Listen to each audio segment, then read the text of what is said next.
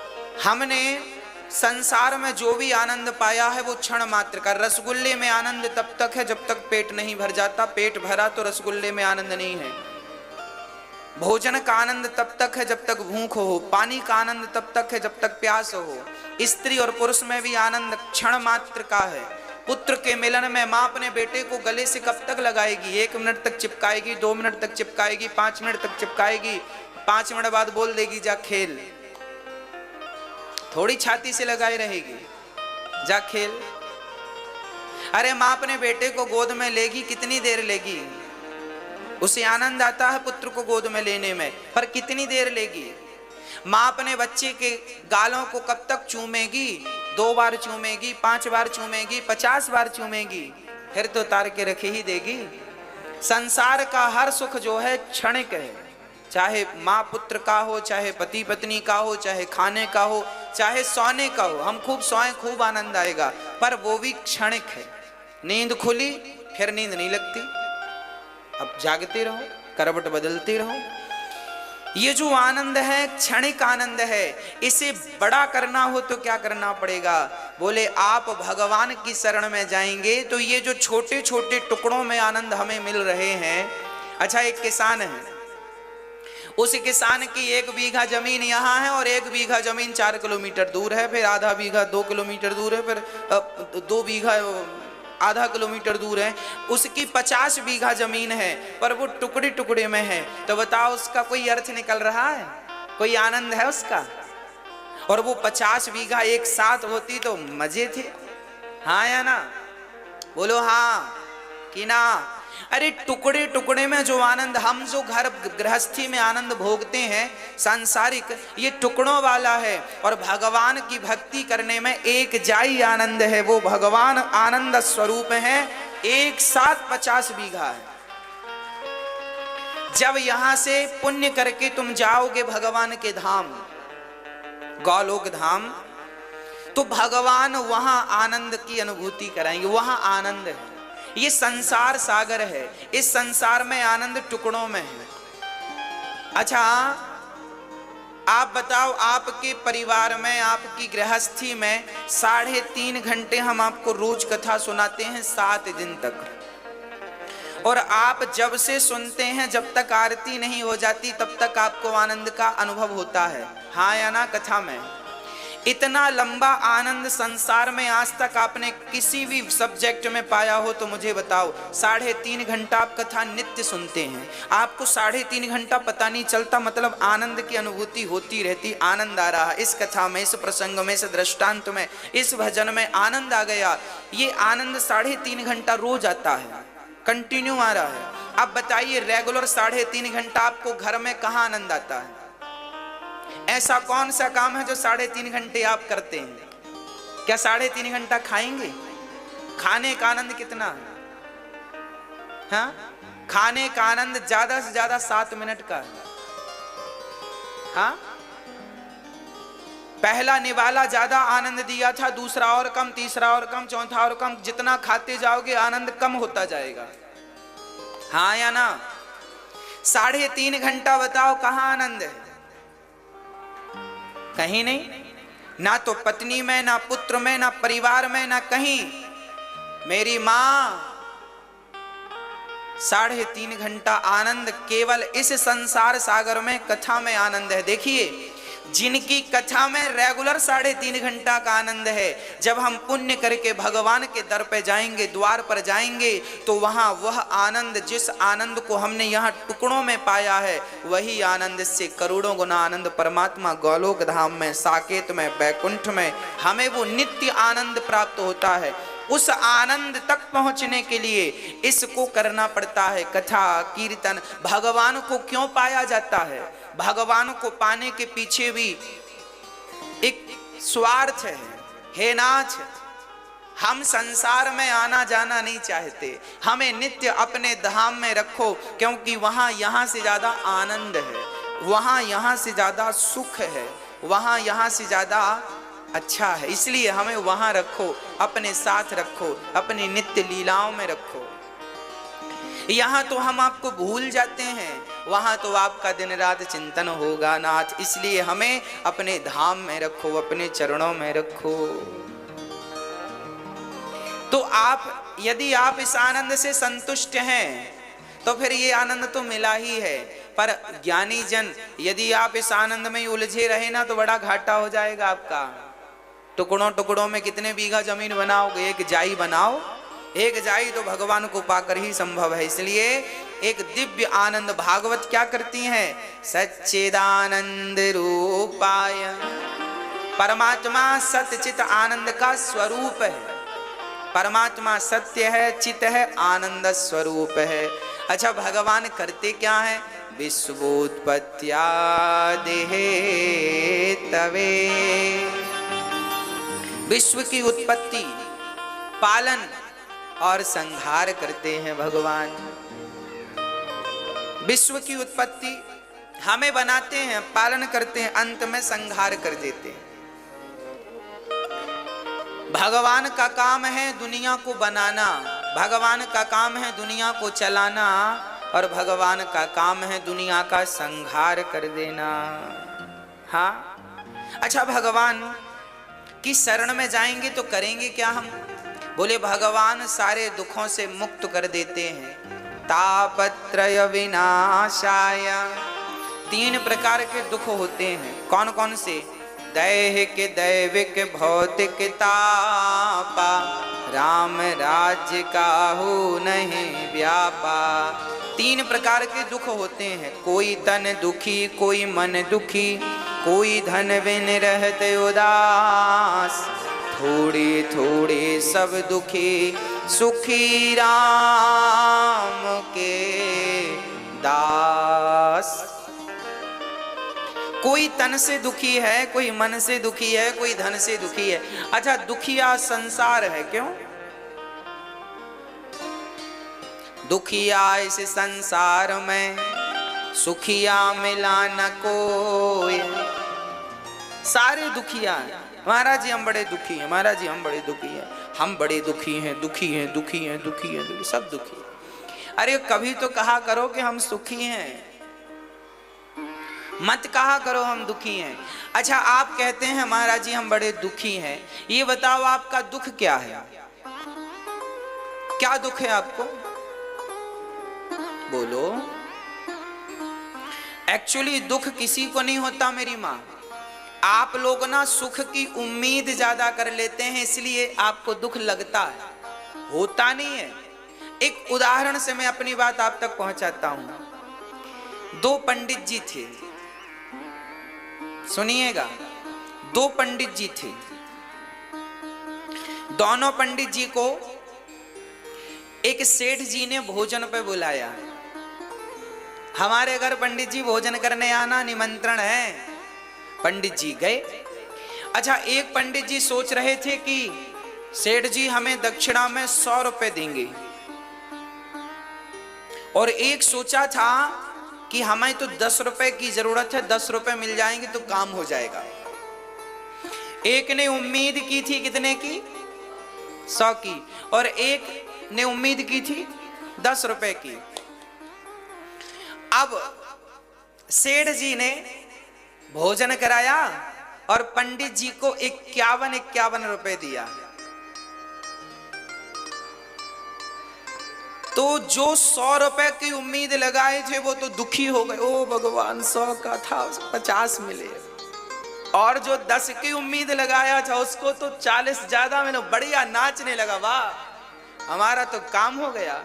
अब देखो, एक दुखी हो गया और एक, कहां से आया दुख और कहां से आया सुख, मुझे आप बताओ, समझाओ। आपने उम्मीद ज्यादा की, आपकी अधिक अपेक्षाएं, आपकी अधिक इच्छाएं आपको दुखी करती हैं। इसलिए हमें ज्यादा अपेक्षाएं नहीं रखना चाहिए। भगवान दाल रोटी दे रहे हैं ना, पहनने को कपड़े दे रहे हैं ना, बस खाने को रोटी है, पहनने को कपड़े हैं, रहने को एक छोटा सा मकान है, और क्या चाहिए? बहुत हो, गुजर रही है जिंदगी। और रहना कितने दिन है साहब? 50, 60, 70, 80 साल की तो कहानी है। कहां ज्यादा रहना है? यूं निकल जाते हैं। 7 दिन कब निकल जाते हैं हमें पता नहीं चलता। 3 घंटे कब गुजर जाते हैं हमें पता नहीं चलता। ये जिंदगी कब गुजर जाएगी पता नहीं चलेगा। बस मन कथा में लगाओ, और ज्यादा उम्मीद रखोगे तो सदा दुखी रहोगे, और जितना विधाता दे रहे हैं उतने में संतोष रखोगे तो सदा सुखी रहोगे, सदा सुखी रहोगे। हमने एक छोटा सा व्यापार डाला, फॉर एग्जाम्पल दे रहा हूं, माना कि हमने एक छोटा सा व्यापार डाला। अब हमने उम्मीद लगाई कि भाई हमने 5 लाख रुपए से व्यापार शुरू किया है तो हमें महीने का लाख रुपए मिले। हाँ भाई मिलेगा, पर सब्र रखो, अभी नहीं मिलेगा।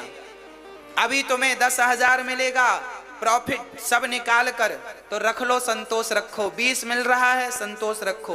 50,000 रुपए बच रहे हैं, संतोष रखो। लाख रुपए बचेंगे, उम्मीद ना तोड़ना, भगवान पे मेहनत करना मन लगा के, बस सफलता मिलेगी। हम लोग क्या है, ज्यादा अपेक्षा रखते हैं। 5 लाख लगाए तो हमें लगता 5 लाख महीने पे आना चाहिए। कैसे आएगा? पागल हो क्या? 5 लाख महीने की अपेक्षा रखोगे तो दुखी हो जाओगे। मेहनत बराबर करो, आएगा। 5 लाख भी आएगा, 10 लाख भी आएगा, और 50 लाख भी आएगा, पर उस स्तर तक पहुंचने के लिए थोड़ा वक्त तो लगेगा, समय तो लगेगा। सब्र रखो, भगवान पर विश्वास रखो, और मेहनत मन लगा के करो। मुझे विश्वास है आप संतोष रहना सीख लीजिए। जिस फील्ड में है, जहां है वहां रहिए, पर संतोषमय जीवन हो। जितना विधाता दे रहे हैं ये समझिएगी कृपा है विधाता की, बस दाल रोटी चल रही है। एक दिन विधाता ऐसा करना कि कोई दिन ऐसा ना है कि घर पे चूल्हा ना जले, सदा आपकी आरती होती रहे, आपका पूजन होता रहे, आपका भोग बनता रहे। बस आपका भोग रोज बनता रहे, प्रसाद रोज बनता रहे, आप खाओ और आपका दास खाए, आपका परिवार खाए। बस कोई साधु आ जाए, 2-4 लोग आ जाएं तो वो भी भूखे हमारे घर से ना जाएं। विधाता इतनी लाज रखना बस। बाकी तो देखो पैसों की तो कितना भी मिल जाए, हमारा एक कमरा भर जाए पैसों से और सोना चांदी से, तो भी यहाँ संतोष नहीं होता, तो भी इच्छाएं पूरी नहीं होती। रावण की हो गई थी क्या, जिसकी लंका सोने की थी? जब उस महान पुरुष की उसकी नहीं हो पाई तो हमारी क्या होगी? हमारे घर तो मिट्टी के, उसका तो सोने का था। इसलिए भैया संतोष सबसे बड़ा धन है। बड़े बुजुर्ग संत कह गए हैं, दोहा गाए, आप याद कर लो। गौ धन, गज धन, बाज धन, और रतन धन खान, जब आवे संतोष धन, सब धन धूरी समान। तो मैया बताओ आप में से दुखी कौन है? हाँ, आपकी बहू बहुत अच्छी है, पर आपको अपेक्षा है कि मेरी बहू बिल्कुल सीता हो। अरे बहू सीता हो जाएगी, पहले तुम तो कौशल्या बनो। खुद को कौशल्या नहीं बनना और बहू सीता हो जाए, कैसे हो जाएगी मेरी माँ? इतनी अपेक्षाएं ना रखा करो। आपकी इतनी अपेक्षाएं, इतनी उम्मीदें, ये आपको दुखी बनाती। अरे आपकी बहू जैसी है बढ़िया, औरों की बहुओं से आपकी बहू बढ़िया है। आपकी सास औरों की सास से बढ़िया है, बढ़िया। उसके अवगुण मत देखो, उसके दोष मत देखो, उसके गुण देखो। क्या अच्छाई है वो देख के अपना जीवन यापन करो। देखो दोष तो फिर सब में ही है। इस दुनिया में एक आदमी बताओ जिसमें दोष ना हो, बता दो कौन है ऐसा जिसमें दोष ना हो? सब में है, गुण दोष सब में है, अच्छाई बुराई सब में है। आपको क्या देखना है वो आप देख लीजिए। अच्छाई देखिए, आपकी सास बहुत अच्छी है, आपकी बहू बहुत अच्छी है, आपका पति बहुत अच्छा है, सब बहुत अच्छा, आपकी इनकम कमाई सब अच्छा है, आप बहुत अच्छे हैं। आप पॉजिटिव रहिए ना, आपके पास सब कुछ बढ़िया है, आपके घर में किसी चीज की कमी नहीं है, सब है, फिर भी आपको रोना तो है। महाराज जी ये नहीं है, जो है उसमें संतोष नहीं है, जो नहीं है उसके लिए आंसू हैं बस।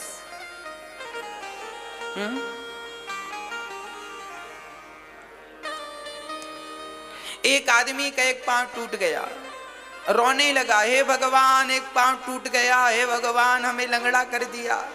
मैंने बुलाया यहाँ आओ। मैंने कहा जब दोनों पांव थे तब तुमने भगवान का धन्यवाद दिया? हे भगवान बहुत धन्यवाद, आपने पांव दिए, हम दौड़ते हैं, और अब टूट गया तो शिकायत करने आ गए? हाँ, अरे जब दोनों थे तब क्या धन्यवाद दिया? नहीं दिया। जब परमात्मा ने सब दिया था तब तो धन्यवाद नहीं दिया, अब कुछ कमी रह गई तो तुम शिकायत करने चले गए। इसलिए जो है वो बहुत ठीक है।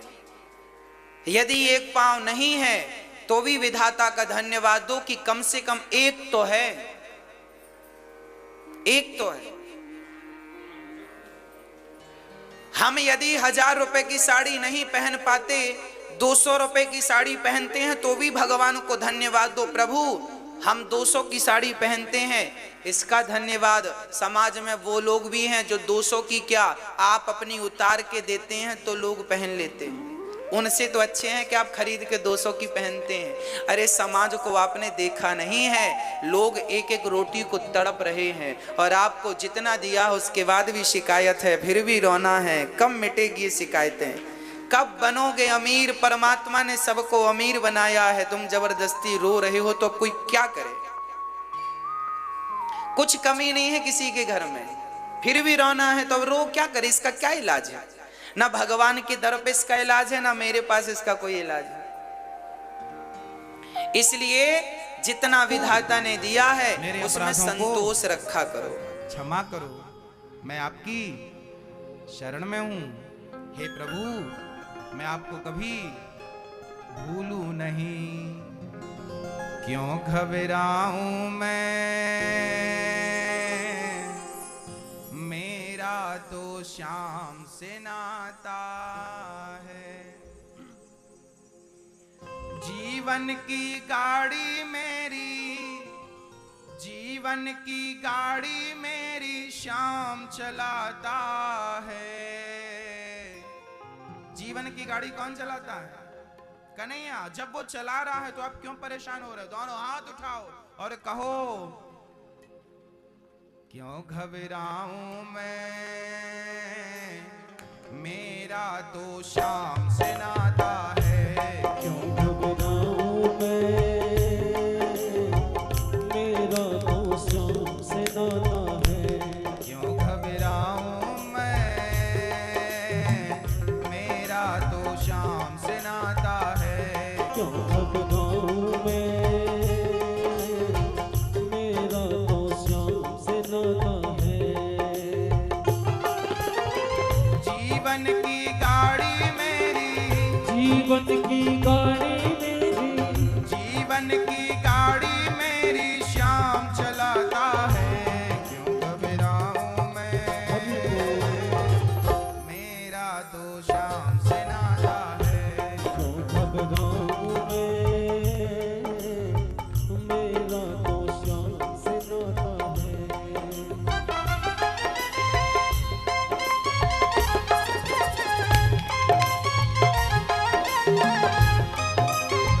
हरी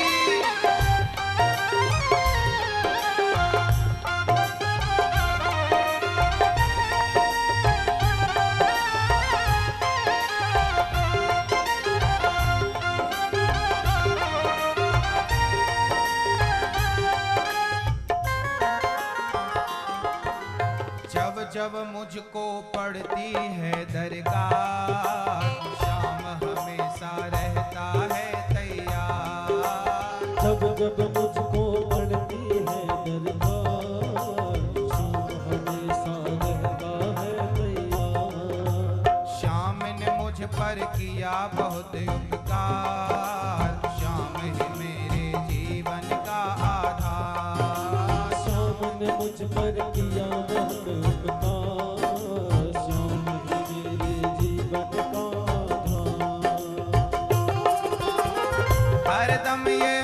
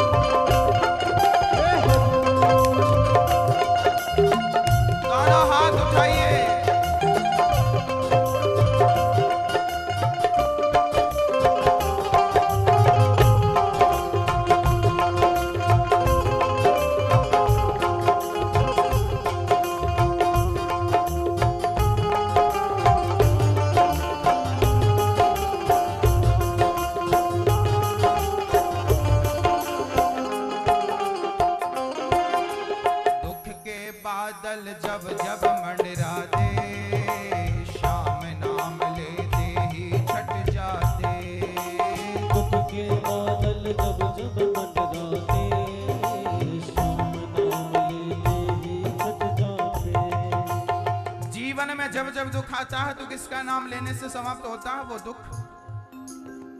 जीवन में दुख के बादल जब जब मंडराते, शाम नाम लेते ही छट जाते। दुख के बादल जब जब मंडराते, शाम नाम लेते ही छट जाते। और बाल भी बांका वो ना कर पाते, कभी दोबारा नजर नहीं आते। बाल भी बांका वो ना कर पाते, कभी दोबारा नजर नहीं आते। संकट आने से पहले, संकट आने से पहले, संकट आने से पहले शाम आता है, क्यों घबराऊं मैं, मेरा तो शाम से नाता है। हरि बोल, मेरा तो शाम से नाता है। क्यों घबराऊं मैं, मेरा तो शाम से नाता है। क्यों घबराऊं मैं, मेरा तो शाम से नाता है। जीवन की गाड़ी मेरी, जीवन की गाड़ी मेरी, जीवन की गाड़ी मेरी शाम चलाता है, क्यों घबराऊं मैं,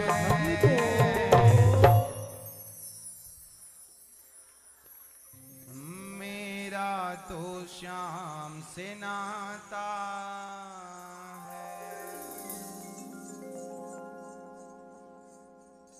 जो भगवान के भरोसे हैं बहुत सुखी हैं। राजा रहुगण ने भरत जी को ज्ञान दिया कि बेटा मरेगा कोई नहीं, हाँ मैं आत्मा हूं, शरीर नहीं हूं मैं।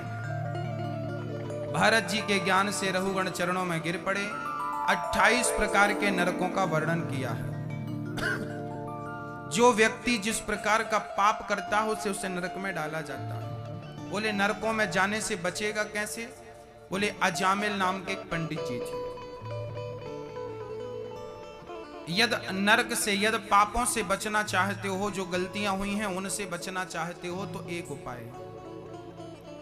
बोले कान कुब्जे ध्वजः कश्चित दासी पते रजामिलः, नामना नष्ट सदाचारो दास्याः संसर्ग दूषितः। एक पंडित जी थे, नाम था अजामिल। अजामिल के सबसे छोटे पुत्र का नाम था नारायण। अजामिल बहुत बड़ा पापी था। कभी उसने भगवान का नाम नहीं लिया, कभी उसने पूजा नहीं की, कभी उसने सत्कर्म नहीं किया, बस पाप ही पाप करता था। पर जब मौत सिर पे आई, अजामिल जाति के ब्राह्मण थे। एक वैश्या से मन लग गया तो वैश्या के संग शादी कर ली और रहने लगे। दासी के संग संबंध रखा तो सदाचार नष्ट हो गया, है ना। हमारे शास्त्र कहते हैं कि विवाह कैसे किया जाए, अंतर जाति में विवाह ना किया जाए। शास्त्रों ने व्यवस्थाएं बनाई हैं। जिस जात की लड़की है उसी जात का लड़का हो, जिस जात का लड़का हो उसी जात की लड़की हो। यदि आपने ऊपर नीचे विवाह कर लिया तो आपकी जो संतान होगी उसे वर्ण संकरी कही जाएगी, वो वर्ण शंकर होगा। शास्त्र कहते हैं कि आप विवाह ध्यान से करें। अजामिल ने यही किया। अजामिल ब्राह्मण था पर शादी कहां कर ली? वैश्या से कर लिया। परंतु अजामिल से एक अच्छा काम क्या हो गया, उसने बेटे का नाम नारायण रख दिया। अजामिल जब मरते समय यमदूत उसे ले जाने लगे तो अजामिल डर के कारण चिल्लाया, बेटा नारायण नारायण बेटे को बुलाया, बेटे ने नहीं सुना, परम पिता ने सुन लिया, जाओ मेरा भक्त मुझे पुकार रहा है। विमान लेके आए पार्षदगण और अजामिल को विमान पर बिठाने लगे। तो यमदूतों ने कहा भाई कहां ले जा रहे हो? पार्षदों ने कहा इसने भगवान का नाम लिया है, इसका मोक्ष हो गया, मुक्ति हो गई। यमदूतों ने कहा भगवान का नाम नहीं लिया, इसने तो अपने पुत्र को बुलाया, इसके बेटे का नाम नारायण है। तब पार्षदों ने कहा कि इसके बेटे का नाम नारायण तो अभी से पड़ा है, हमारे भगवान का नाम नारायण तो अनादि काल से है, इसलिए भगवान का नाम ही नारायण माना जाएगा और किसी का नहीं। यमदूतों से कहा बताओ नरक जाने का अधिकारी कौन? तब यमदूतों ने कहा है जिसने कभी कथा नहीं सुनी, जिसने कभी दान नहीं किया, जिसने कभी सत्कर्म नहीं किए, ऐसे पापी को, जो भगवान को गालियां देता हो, ऐसा व्यक्ति सीधा नरक जाएगा। अब पार्षदों की और यमदूतों की सारी बात अजामिल सुन रहा था। राम राम अजामिल ने कहा कि नाम भगवान का धोखे से निकल गया तो मेरा उद्धार हो गया, नहीं तो यमराज अभी ले जाके खूब पिटाई लगाते। भगवान का नाम हमने धोखे से ले लिया तो परिणाम यह है कि भगवान ने अपना लिया।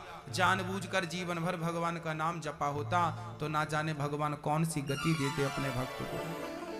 भगवान का एक नाम कल्याणकारी है मेरी मां। जैसे जहर की एक बूंद कोई पी ले तो मरेगा कि नहीं, आग की एक चिनगारी कोई छू ले तो जलेगा कि नहीं, जैसे आग की एक चिनगारी बड़े से बड़े ढेर को जला सकती है, जहर की एक बूंद अच्छे खासे व्यक्ति को मार सकती है, ऐसे भगवान का एक नाम सारे पापों से मुक्त करके मोक्ष का अधिकारी बना सकता है। एक नाम, ओनली एक नाम की बड़ी महिमा है।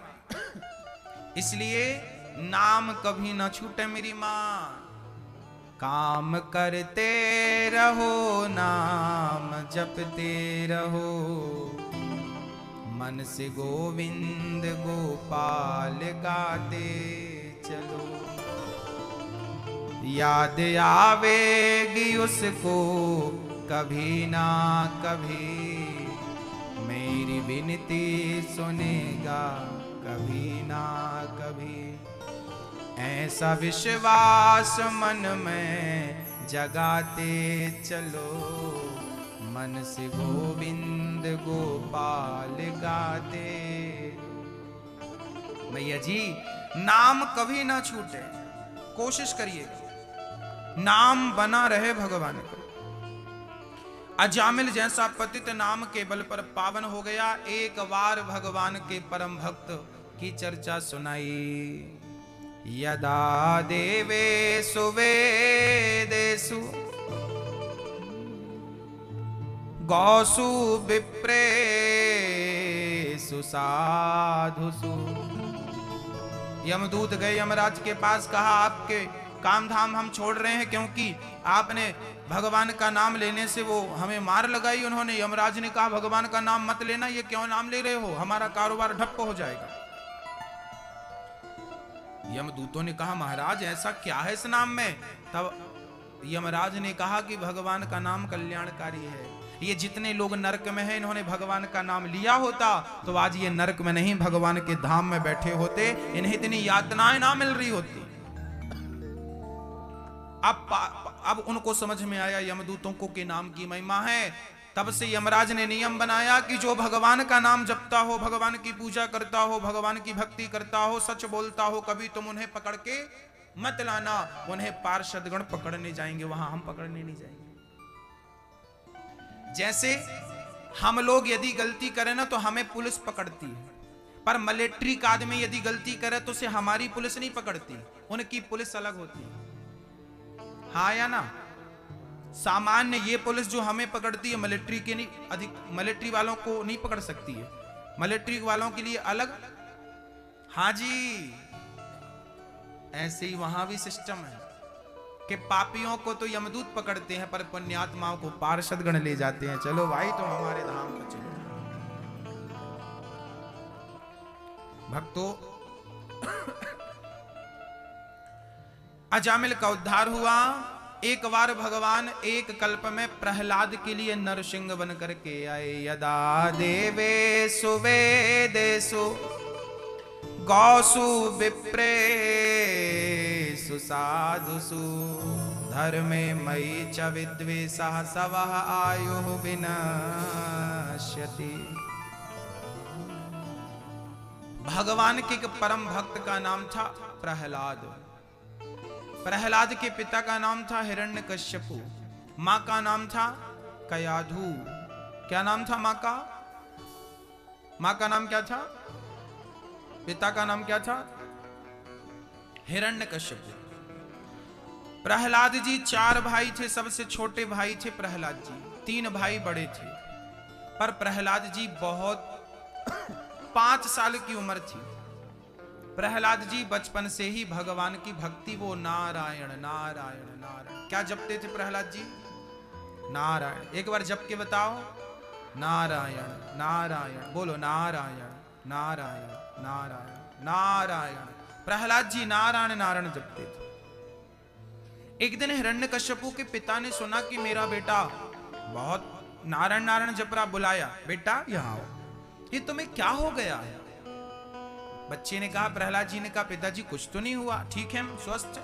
बेटा ये तुम नारायण नारायण क्यों जपती रहती हो? बेटा ये जो नारायण है ना, ये हमारा दुश्मन है। देखो हिरण्यकश्यप क्या समझा रहा है। बोले नारायण हमारा दुश्मन है, इसने तेरे ताऊ जी को मारा था, 12 बन के आया था, मारा था।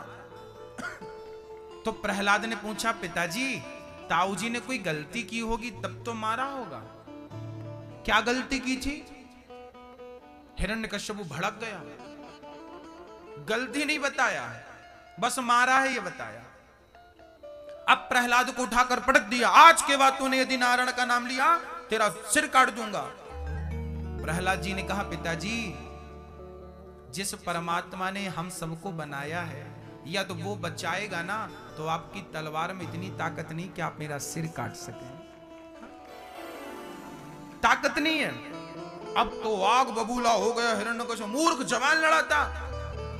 तुरंत बुलाया सैनिकों को, ले जाओ इसे चोटी से फेंक दो। पहाड़ ऊपर ले गए और ऐसा झूला झूला के और फेंक दिया खाई में। प्रहलाद जी जब खाई पे गए तो बस नारायण नारायण, ना किसी के बारे में वो बुरा सोचते थे, ना कभी ईश्वर के प्रति अविश्वास था, विश्वास 100%। बस नारायण नारायण कहते वो नीचे गिर रहे थे। अब बचाने वाला भगवान हो तो जिसने तेरा नाम लिया उसके जागे भाग, सोते हुए जीवन से अब तो प्राण जाग। कम है जिंदगी कर लो बंदगी, प्रभु का हाथ हो तो मौत भी न मारती। मन में बसा कर तेरी मूर्ति, उतारूं मैं गिरधर तेरी आरती। उसका हाथ सिर पे हो तो कौन मारे भाई। हिरण्यकश्यपु ने फेंका तो सही, पर भगवान ने गोद में धारण कर लिया। बोलिए भक्त वत्सल भगवान की। प्रहलाद जी वापस आए। हिरण्यकश्यपु ने कहा, तू मरा नहीं, इतनी ऊपर से फेंका। प्रहलाद जी ने मुस्कुराते हुए कहा, पिताजी भूल गए, जिसने मां के पेट में मरने नहीं दिया वो आपके फेंकने से मरने देगा? मां के पेट में उल्टा लटके थे हम 9 महीने तक। बचाने वाले भगवान ने बचाना चाहा तो वहां तो मरने नहीं दिया, तो यहां मरने देगा? हमें आपसे ज्यादा अपने गोविंद पे भरोसा है। बचाने वाला भगवान हो तो कोई ताकत नहीं किसी की मार सके। अब हिरण्यकश्यपु बड़ी चिंता में डूब गए, क्या करें क्या करें क्या करें। एक दिन हिरण्यकश्यपु की बहन आई रक्षाबंधन पे। क्या नाम था हिरण्यकश्यपु की बहन का? होलिका। आई, भाई कैसे हो? हिरण्यकश्यपु बोला, बहन बड़ी टेंशन में। बोले क्यों? बोले तेरा भतीजा जीने नहीं दे रहा है। क्या हुआ? भतीजा तो प्रहलाद तो बड़ा अच्छा है। होलिका प्रहलाद को बड़ा पुचकारने लगी, प्यार करने लगी। हिरण्यकश्यपु बोला, ये तेरा भतीजा, तू इसको जल्दी से मार डाल, यदि इसको मार डालेगी ना तो जो मांगेगी मैं तुझे इनाम दूंगा। होलिका बोली, भाई अपने पुत्र को क्यों मरवाना चाहते हो? तब हिरण्यकश्यपु ने कहा, ये भगवान का नाम जपता है। कोई बात नहीं, तुम्हारी मर्जी, तो मैं बैठती हूं। मुझे तो वरदान मिला है, आग जलाएगी नहीं। होलिका जलाई, अग्नि लगाकर बैठ गई, प्रहलाद को गोद पर बिठाया। आग ने होलिका को वरदान दे रखा था ब्रह्मा जी ने कि तुम्हें अग्नि कभी जलाएगी। अच्छा, ये वरदान इसलिए था कि कोई जल रहा हो तो तुम बचा लो, इसलिए थोड़ी था कि किसी को लेके बैठ जाओ तो मार डालो। कोई भी शक्ति आपको मिलती है तो उसका सदुपयोग करने के लिए मिलती है। यदि आपने उसका दुरुपयोग किया मेरी मां, तो वो शक्ति, वो बल आपसे छीन लिया जाएगा। हाँ मैया जी, ओ मैया, नींद तो नहीं आ रही है? हाँ, आए तो बताना, लोरी भी सुना देते हैं बढ़िया से आपके लिए। हाँ। होलिका आग में आग प्रज्वलित करती है, होलिका जलने लगी, पर वचन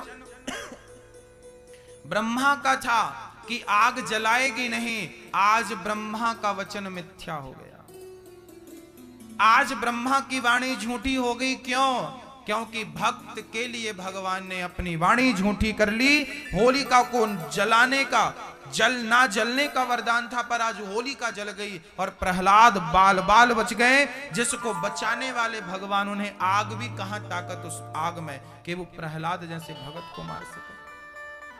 तब से होली का त्योहार मनाने लगे हम लोग, एक दूसरे को रंग गुलाल लगा के हम लोग होली मनाते हैं। होलिका मर गई और प्रहलाद बच गए। अब हिरण्यकश्यपु की चिंताएं और बढ़ने लगी। एक दिन हिरण्यकश्यपु ने पुत्र प्रहलाद को पढ़ने के लिए गुरुजी के यहां भेज दिया। गुरुजी कौन? उस समय बहुत बड़ा विश्वविद्यालय था संडामर्क का, पढ़ने भेज दिया। पढ़कर प्रहलाद जी जब वापस आए तो हिरण्यकश्यपु ने गोद पर बिठाया, बेटा तुमने इतने दिनों में क्या पढ़ा, हमें बताओ, तुमने सबसे बढ़िया कौन सी पढ़ाई पढ़ी, जरा हमें बता दो। तब प्रहलाद जी ने कहा, मैंने क्या पढ़ा है जरा सुनिएगा। श्रवणम कीर्तनम विष्णु स्मरणम पाद सेवनम अर्चनम वंदनम दास्यम सख्यमात्मनिवेदनम।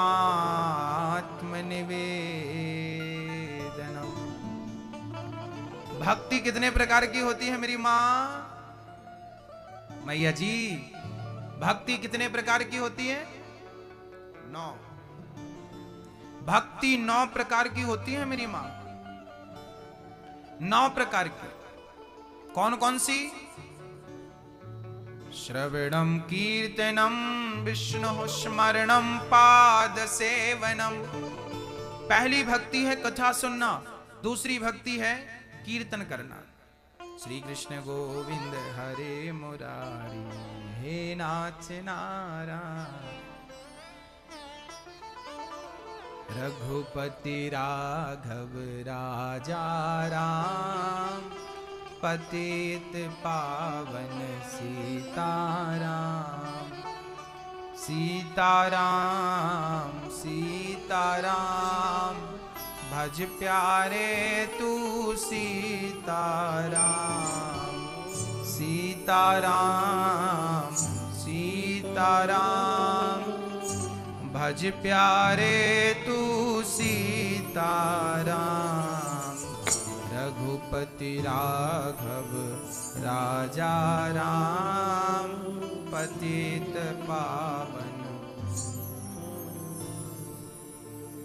श्री कृष्ण गोविंद हरे मुरारी, हे नाथ नारायण वासुदेव।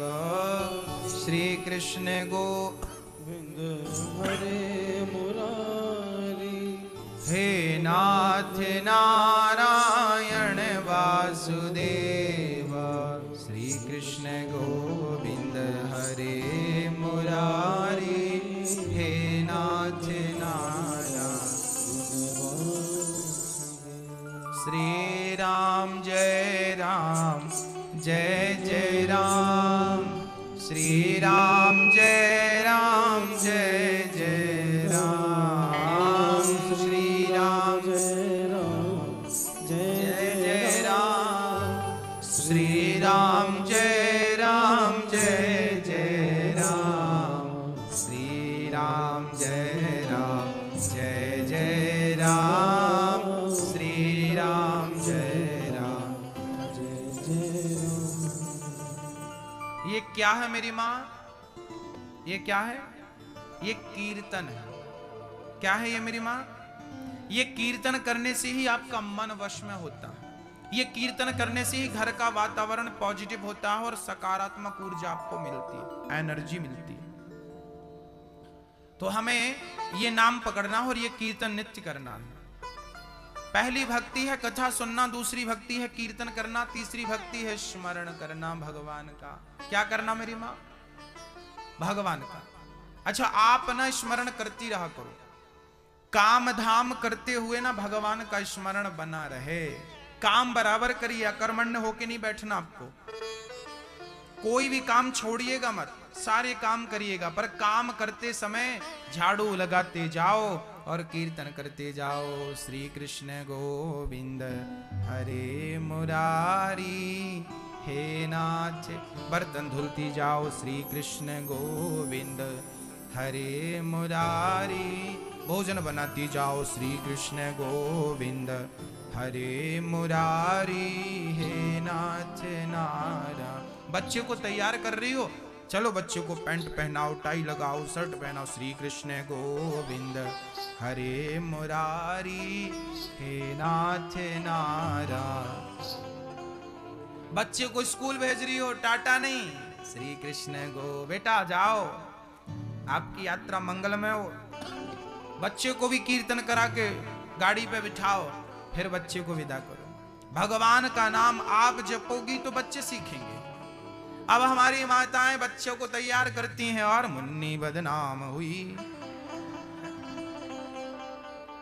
अब आप ये जपोगी तो बच्चे क्या सीखेंगे? आप भी यही सिखा रहे हैं बच्चों को। आप लोग ना व्यर्थ की चीजें गुनगुनाते रहते हैं, उसकी जगह पर ये गुनगुनाइए। क्या गुनगुनाना है? श्री कृष्ण गोविंद हरे, हमेशा गुनगुनाइए। हमेशा मेरी माँ, जैसे कथा से आप जाती हो ना तो गुनगुनाती जाया कर, श्री कृष्ण गोविंद।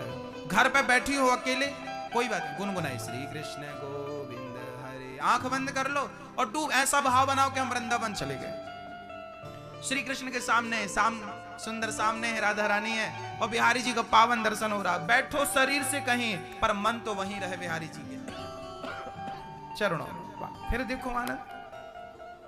हाँ, तो ये स्मरण भगवान का कौन सी भक्ति है? कीर्तन दूसरी भक्ति और स्मरण। कहीं भी रहो, कहीं भी रहकर भगवान का क्या करते रहो? स्मरण करते रहो। स्मरण कैसे करते हैं? बोले एक लड़की जब ससुराल जाती है ना तो 15 दिन बाद ससुराल से वापस आ जाती है, 20 दिन बाद आ जाती है अपने मायके पियर। तो वो मायके जब आती है ना लड़की, तो वो घर का सारा काम करती है, पर काम करते समय वो किसी को याद करती रहती है। किसको करती थी? अच्छा, आप अपना अनुभव बताओ, किसको? मैया, कहां ध्यान हो, वहां क्या देख रहे हो? हाँ, वो बैठी मैया उसी तरफ।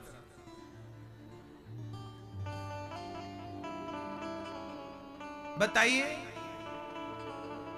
एक लड़की जब ससुराल जाती है, वापस आती है, तो वो काम धाम करते समय किसका चिंतन करती है? किसको स्मरण करती? बोलो, अपने सास को तो नहीं, अपने पति को। जैसे एक लड़की अनपढ़ अंगूठा छाप, जैसे एक सामान्य लड़की अनपढ़ अंगूठा छाप लड़की, वो काम धाम करते समय अपने पति का स्मरण बराबर करती है। जैसे एक लड़की काम बराबर करती है और काम करते समय वो पति का स्मरण करती रहती है, ऐसे ही आप काम बराबर करिए, पर काम को करते समय गोविंद का, भगवान का स्मरण करते रहिए। यही सबसे श्रेष्ठ भक्ति है कि काम भी ना छूटे और भगवान का स्मरण भी। स्मरण बना रहे, काम के वक्त स्मरण करते रहना। अलग से आपको बैठ के माला जपने की जरूरत नहीं है, काम करते समय उस कन्हैया का। और मैं तो कहता हूं मेरी मां कि भगवान से प्रेम ही सबसे बड़ी पूजा है, भगवान से। और ये स्मरण कब होगा मेरी मां? काम करते समय स्मरण। उस लड़की ने अपने पति का स्मरण क्यों किया? कारण बताओ। जो बताएगा हमें लगेगा कि वो सच्ची पत्नी है। वो लड़की काम करते समय अपने पति का स्मरण क्यों कर रही थी? बताओ, आप बताओ।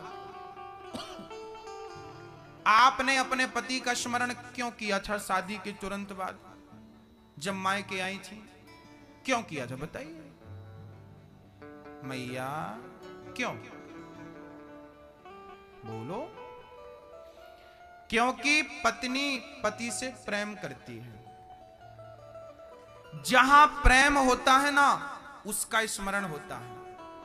यदि भगवान से प्रेम ना होगा तो उसका स्मरण कभी नहीं होगा। इसलिए स्मरण तब बनेगा मेरी मां जब प्रेम होगा। इसलिए भगवान से प्रेम किया जाए, और प्रेम जिनसे होता है हम ना चाह करके भी उनका स्मरण कर लेते हैं। तो मेरी प्रार्थना है कि आप भगवान से पहले क्या करें? प्रेम करें। यदि प्रेम होगा तो स्मरण बाद का सब्जेक्ट है। अब मैं आपसे कह दूं कि स्मरण किया करो, स्मरण किया आप नहीं करेंगे क्योंकि प्रेम नहीं है तो नहीं करेंगे। माता सबरी जंगल में रह के सारा काम करके वो झाड़ू लगाती थी तो स्मरण किसका करती थी? बेर तोड़ती थी, स्मरण किसका करती थी? राम का। क्यों करती थी? क्योंकि वो राम से गोपियां काम करती थी तो स्मरण कन्हैया का करती थी। क्यों करती थी? क्योंकि गोपियां प्रेम करती थी। सुदामा घर का सारा काम करते थे, जो भी बन पड़े उनसे सारा कार्य करते थे, परंतु काम करते समय स्मरण किसका? कन्हैया का। क्यों? क्योंकि वो उनसे प्रेम करते थे। प्रेम पहला सब्जेक्ट है, स्मरण दूसरा सब्जेक्ट है। स्मरण तभी होगा जब। तो भगवान से क्या जरूरी है मेरी मां? राम ही केवल प्रेम प्यारा। एक बार बोलो सभी लोग, राम ही केवल प्रेम प्यारा। बाबा ही नहीं, राम ही केवल प्रेम प्यारा। राम ही केवल प्रेम प्यारा।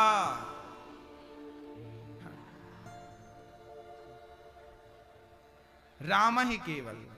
राम को क्या पसंद है? कन्हैया को क्या पसंद है?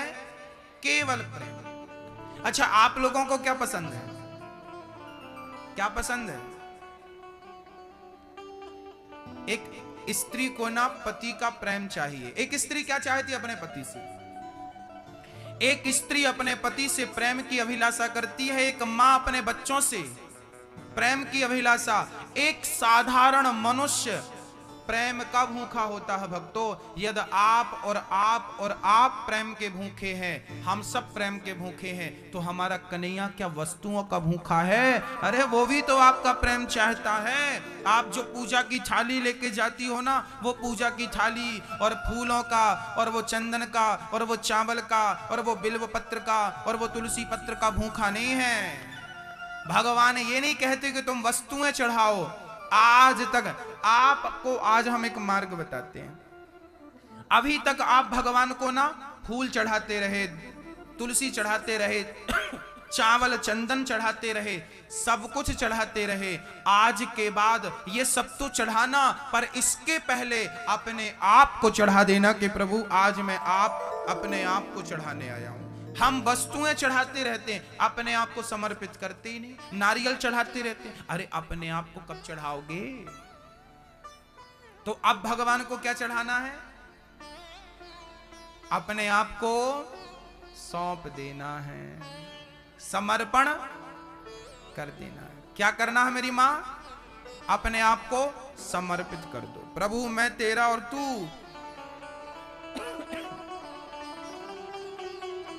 अब सौंप दिया इस जीवन का सब भार तुम्हारे हाथों में है। जीत तुम्हारे हाथों में और हार तुम्हारे हाथों। जो जग में रहूं तो ऐसा रहूं जैसे जल में कमल का फूल रहे। मेरे सब गुण दोष समर्पित हों भगवान तुम्हारे चरणों।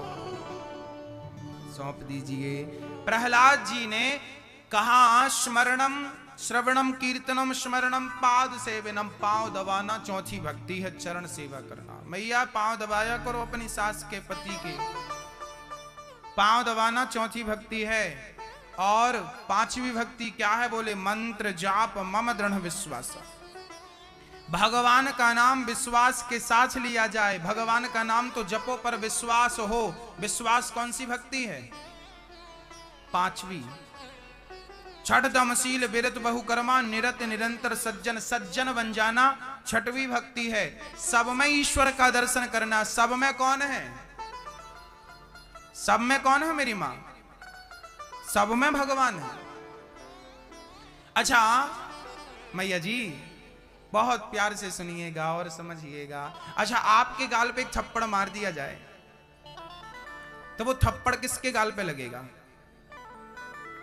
आपकी गाल पे लगेगा? नहीं, आपके गाल पे नहीं लगेगा। मैया बहुत प्यार से सुनिएगा। यदि आप हमारे गाल पे एक थप्पड़ मारे तो वो थप्पड़ किसे लगेगा? हमें नहीं लगेगा, हमसे होता हुआ कहीं और जाएगा। कहां जाएगा? आज वो मैं आपको समझा रहा हूं, जरा सुनिएगा। देखिए क्या होता है, अभी जब तक मेरे अंदर प्राण वायु है, आत्मा, तब तक मुझे ना सब कुछ हो रहा है, सुख दुख है ना। आत्मा निकल जाएगी, उसके बाद शरीर पड़ा रह जाएगा, उसके बाद दो चार थप्पड़ मारना तो क्या दर्द होगा? कुल्हाड़ी से काट दो शरीर को, उसके बाद दर्द होता है? इसका मतलब जो वो आत्मा थी वो किसका रूप था? अभी मैंने बताया वो किसका रूप है? वो भगवान का रूप है, ईश्वर का प्रतिबिंब है। आत्मा परमात्मा का स्वरूप है, तो ईश्वर हम सबके भीतर आत्मा के रूप में है। वो निकल जाए तो हमें कितने भी थप्पड़ और मार दे कोई दर्द नहीं होगा। तो मेरी माँ हमें अनुभव तब तक हो रहा है जब तक हमारे अंदर आत्मा है। तो सीधी बात मैं आपसे कहूं कि आप जो थप्पड़ किसी को मार रहे हैं, किसी का अनादर कर रहे हैं, अपमानित कर रहे हैं, तो आप अपमान उसका नहीं कर रहे हैं, क्योंकि वो तो है ही नहीं ना कुछ। उसके रूप में कौन खड़ा है? परमात्मा ही तो है हम सबके रूप में। ईश्वर अंश जीव अविनाशी सर्वम खलविदम ब्रह्मा हरि व्यापक सर्वत्र समाना। आप सबके भीतर कौन बैठा है? आत्मा के रूप में कौन बैठा है? परमात्मा बैठा है। तो परमात्मा ही हम सबके भीतर है। यदि हम आपके गाल पे या आप हमारे गाल पे एक थप्पड़ मारेंगे तो वो थप्पड़ हमें और आपको ना लगकर वो भगवान को लगता है।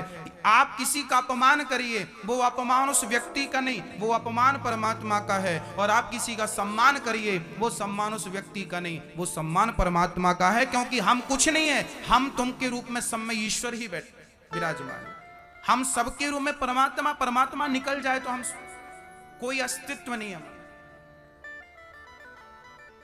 हाँ प्रहलाद जी, तो सातवीं भक्ति क्या है मेरी मां? सब में किसका दर्शन करो? बताओ, सब में किसका दर्शन करो? परमात्मा का। तो आज से सास कौन? भगवान। पति कौन? भगवान। आप जिसे देख रहे हैं सब में परमात्मा का दृष्टि कौन रखिएगा? सब में ईश्वर ही, उसके अतिरिक्त तो कुछ नहीं है मेरी मां, कुछ भी नहीं है।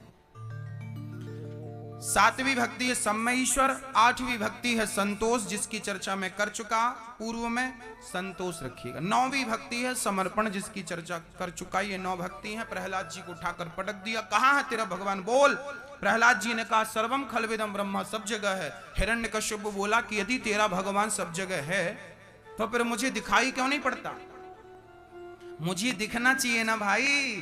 प्रहलाद जी ने कहा पिताजी भाई दूध में घी सब जगह होता है, बताओ दही का ऐसा कौन सा कण है जिस कण में मक्खन ना हो? है कोई?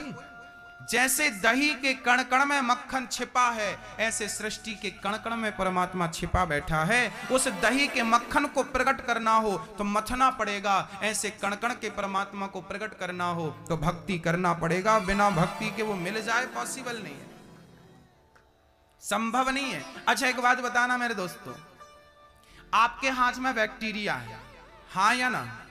उसे देखना हो तो क्या इन आंखों से देखा जा सकता है? उसके लिए एक यंत्र होता है, सूक्ष्मदर्शी यंत्र, माइक्रोस्कोप कहते हैं उसको साइंस की भाषा में।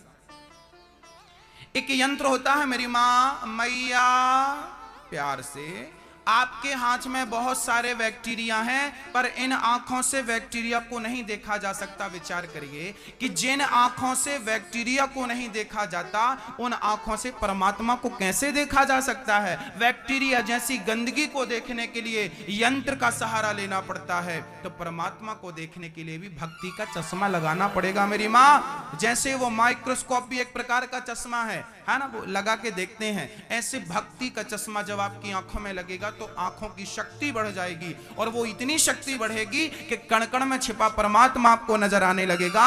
जैसे कण कण का बैक्टीरिया नजर आने लगता है माइक्रोस्कोप से, ऐसे ईश्वर नजर आएगा भक्ति के चश्मे से। अब भक्ति का चश्मा है नहीं, अब भगवान दिखाओ, भगवान दिखाओ। कई लोग कहते भगवान दिखाओ, पागल हो, दिमाग खराब है आपका? बैक्टीरिया तो नजर नहीं आता इन आंखों से, भगवान नजर आ जाएगा। एक नौजवान दोस्त आया एक संत जी के पास, बाबा जी भगवान है तो दिखाओ। संत जी बोले बेटा भगवान को दिखाया नहीं जा सकता, अनुभव किया जा सकता। नहीं नहीं नहीं, मैं तो साइंस का स्टूडेंट हूं, मैं नहीं मानता, मैं तो प्रूफ मानता हूं। यदि भगवान है तो दिखाओ, और नहीं है, नहीं दिखा सकते तो मान लो कि भगवान नहीं है। संत ने बहुत समझाया, बच्चा नहीं माना। जब नहीं माना तो संत जी ने खींच के दिया गाल पे तमाचा, ले भगवान। और जब गाल पर थप्पड़ पड़ा तो पकड़ लिया, आपने मार दिया? हाँ तो मार दिया। दर्द हो रहा है? संत जी बोले दर्द हो रहा? हाँ। संत जी बोले दर्द हो रहा तो बता कहां दर्द है? बोले यहां दर्द है। संत जी बोले यहां दर्द नहीं तो गाल है, दर्द है तो दिखा। बोले यहां दर्द हो रहा। संत जी बोले पागल, ये गाल है, गाल, ये दर्द नहीं है, दर्द है तो दिखा। बोले दर्द है, हम दिखाएं कैसे? संत जी बोले कि दर्द है तो दर्द को तू नहीं दिखा सकता, तो भगवान है, भगवान को मैं नहीं दिखा सकता। जैसे दर्द का केवल अनुभव किया जा सकता है, दिखाया नहीं जा सकता, ऐसे परमात्मा का केवल अनुभव किया जा सकता है, उसे दिखाया नहीं जा सकता। ये देखने दिखाने का सब्जेक्ट नहीं है मेरी माँ। मैं तुमसे बहुत प्यार करता हूँ, बेटा से बहुत प्यार करती है माँ। यदि बेटा कहे कि माँ तू प्यार करती है तो दिखा, तो क्या प्यार को दिखाया जा सकता है? बोलो, आप अपने बच्चों से प्यार करती हो, पति से प्यार करती हो, तो क्या उस प्यार को दिखाया जा सकता है? कैसे दिखाया जाए? छाती फाड़ के दिखाया जाए क्या? कैसे? भाई कुछ चीजें होती हैं दिखाई नहीं जा सकती, वो अनुभव है उनका। ऐसे ही ईश्वर एक प्रेम है। मां का बेटे से प्रेम है, मां का बेटे से प्रेम है, पर वो मां बहुत मारती है बच्चे को।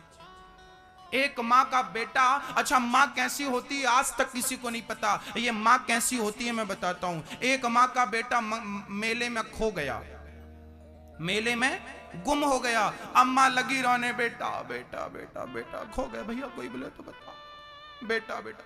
बेटा नहीं मिला, रोने लगी रोने लगी रोने, हाल बेहाल मूर्छित हो गई। थोड़ी देर बाद कोई पकड़ के लाया, ये तेरा बेटा है क्या? हाँ हाँ हाँ। और जैसे ही बेटा मिला गले से लगाया और साहब जो धुलाई करनी शुरू की। कहां गया था बिना बताए? पहले तो रोती है और मिल जाए तो कस के धोती है, ऐसी मां होती है। इसके मारने में भी प्यार है, हाँ या ना? सही बोल रहा हूं क्या? मां बच्चे को मारती है पर उसके मार में भी प्यार छिपा होता है। ऐसे ही जीवन में जब बहुत संकट आए, उन संकटों में भी भगवान का भक्त से प्यार छिपा होता है। ये तुम्हारा प्यार है, कहा नहीं जा सकता। प्यार व्यक्त करने के लिए बहुत सारे शब्द हो सकते हैं,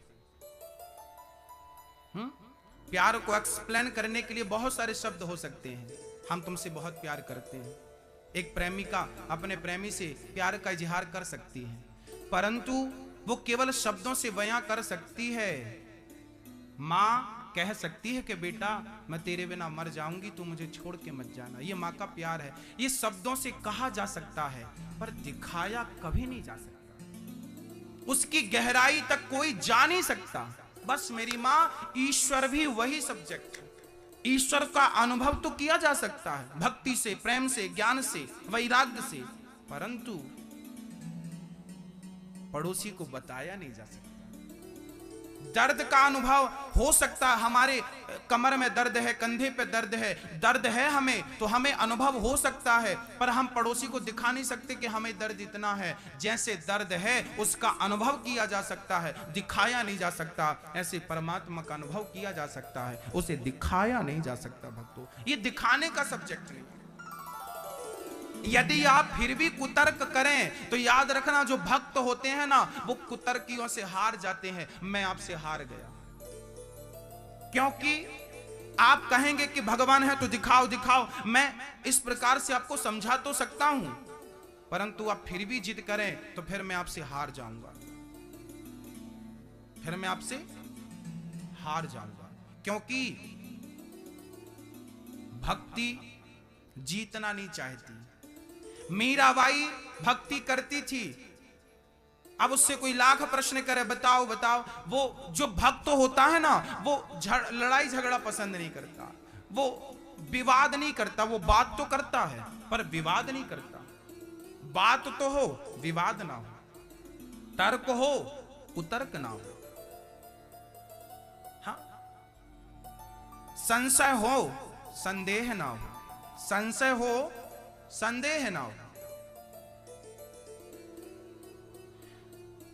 बस भक्तों, प्रहलाद जी कहते हैं इस खंबे पर भगवान है। हिरण्यकश्यप ने प्रहार किया खंबे पर, खंबा टूट गया और नरसिंह भगवान खंबा चीर के प्रकट हो गए। बोलिए नरसिंह भगवान की जय।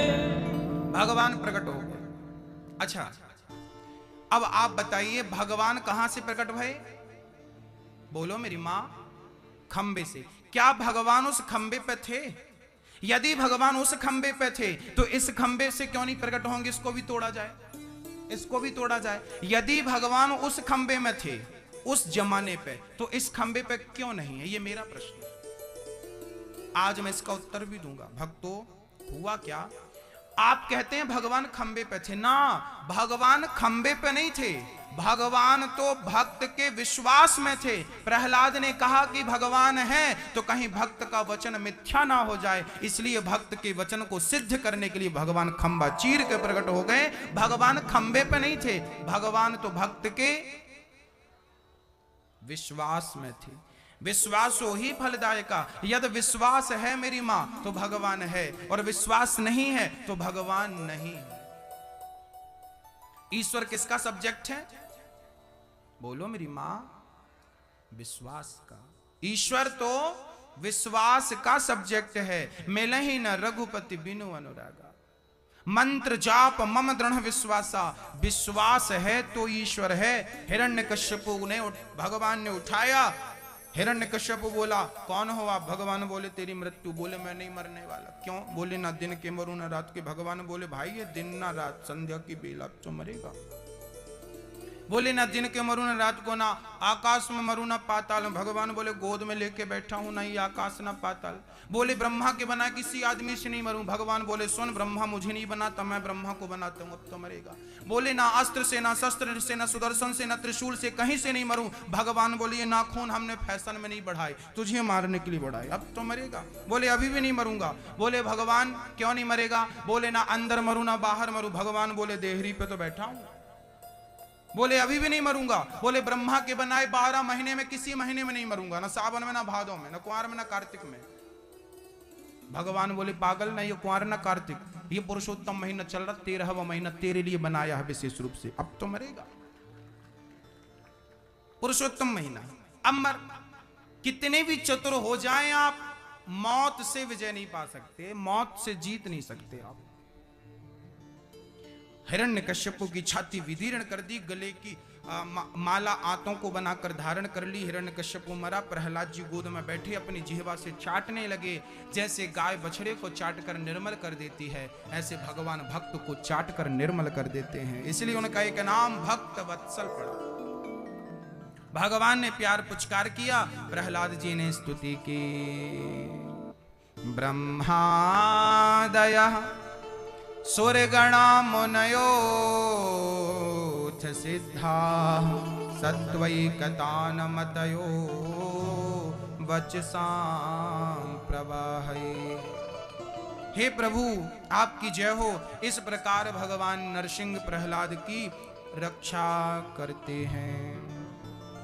एक बार भगवान अवतार लेके आए थे हाथी को बचाने। हरि का एक हाथी था, वो हाथी स्नान करने गया, पानी बड़ा वेस्ट करने लगा, पानी भर भर के फेंकने लगा। वहां एक मगर रहता, मगर भाई साहब ने कहा हाथी भाई साहब नहा लो और चुपचाप निकल जाओ, पानी कम है, पानी मत फेंको। ग्राह बोला नहीं नहीं, तुम हमें जानते नहीं, हम कौन हैं, पांव रख देंगे मर जाओगे, जानते नहीं हमें कौन है, हम फेंकेंगे, तुम्हारे बाप का है। मैया जी आप लोग भी पानी बहुत फेंकती हो, एक बाल्टी का काम हो जाए तो 2 बाल्टी लेती हो।